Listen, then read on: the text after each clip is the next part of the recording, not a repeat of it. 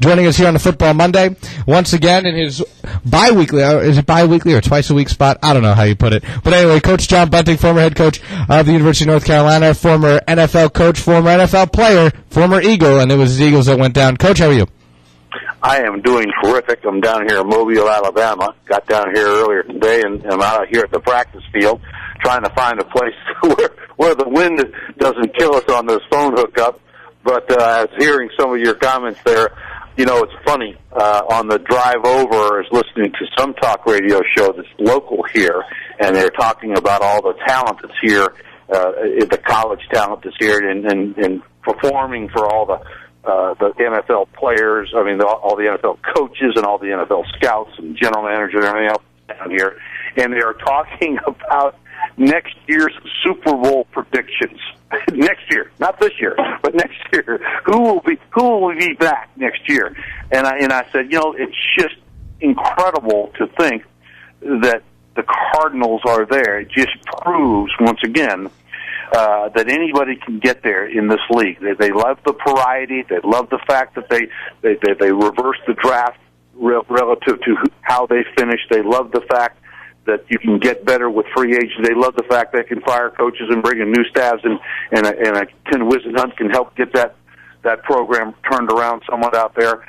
You always got to have, in my opinion, a quarterback. It's hard to get there without one, and it's hard to get there without a defense that can play a little bit. Two great football games. Didn't think that second one was going to be exciting, but it got exciting.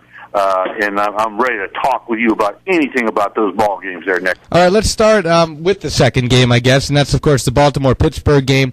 Pittsburgh a 23-14 win over the Ravens, and you know what? The Ravens haven't looked pretty in the playoffs. You know, Joe Flacco's numbers haven't been astounding in the playoffs, but they got the job done against Miami and then against Tennessee. His numbers were, again, not great. Pittsburgh frustrated him. The Ravens had 4 turnovers, and like we talked about Friday, you said if Ben Roethlisberger can avoid making mistakes, and he didn't throw any picks in that game, it was going to be Pittsburgh. And, you know, from what I saw in that game, Flacco had a rough first half, 3 picks, and between Roethlisberger and the way the Pittsburgh offense was moving, the Ravens struggled, but they made a game of it. And what were your feelings about that game? I know we both thought Pittsburgh was going to win going in. Well, you know, when the game gets to be 16-14, this, regardless of what's happened, they're still in the game because Pittsburgh couldn't put them away. They just couldn't do it. They were kicking field goals. They weren't able to convert enough. They threw the ball pretty well, but they were not able to get touchdowns. So with the second touchdown by the running back there, from the one after the pass interference against Pittsburgh, this is a new ball game. But field position, on a kickoff decision relative to the wind and the cold, the Steelers get the ball in about the 40, and then they're able to punt, and there was a flagrant foul, stupid mistake, and this is what comes down sometimes with these close, tight ball games, some silly mistake.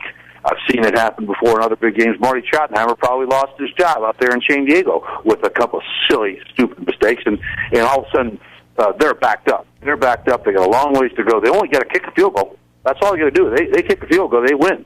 But they had bad field position, made another mistake with the interception by Palomalo, and he takes it in for a touchdown. The game's over. So, Willie Parker couldn't, he couldn't get a sniff out there. He could not find a hole. He got trampled.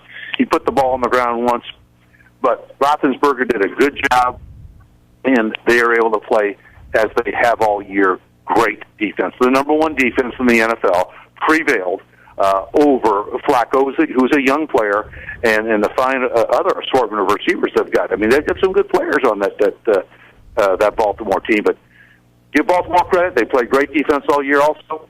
Pittsburgh was just too much. Their defense was too much for Flacco.